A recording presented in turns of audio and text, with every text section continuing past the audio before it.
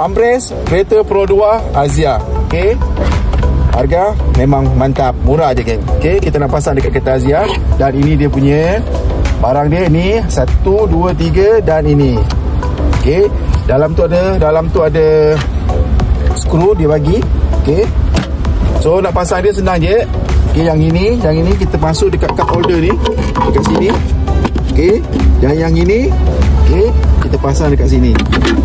Ambil skru yang dibagi tu 1, 2, 3, 4 skru dan ini slot dia, kita slot kat sini. So jom kita buat dulu. Okey geng, nak pasang benda ni kita boleh tak skru, boleh tak skru, ada lubang skru ni ataupun double tap. Okey, lepas tu kat sini just skru je ataupun double tap. Kalau double tap letak kat sini letak dalam ni.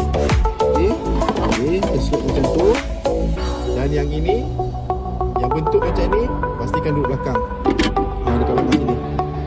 Dekat sini belakang Dan ini skru dia dibagi. Dan kita just skru je lah. Skru dia empat ni.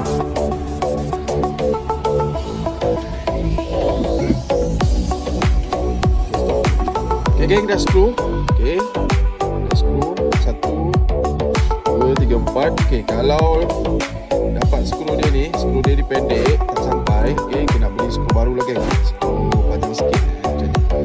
Okey, dan yang ini adalah dekat sini. Okey, kita dekat sini, ni dekat sini satu dua untuk bila kita masuk ambrest tu, dia takkan keluar lah.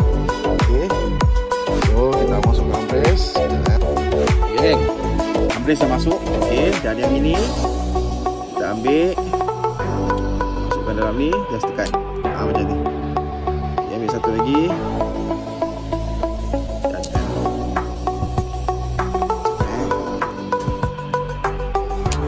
Okay, macam tu. So ambrest tu takkan lah. So ada stopper. Okay, so macam tu geng. So ada charger kat sini. Okay, ini all the cup. Okay, senang. So settle geng, settle. Oh inilah geng. Okay, ini kompartmen 1. Okay, ini kompartmen 2. Ini dalam lah, lagi besar sikit.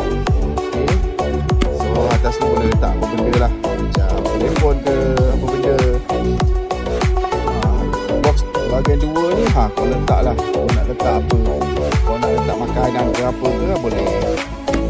So macam tu, smart. Sini nak letak air boleh,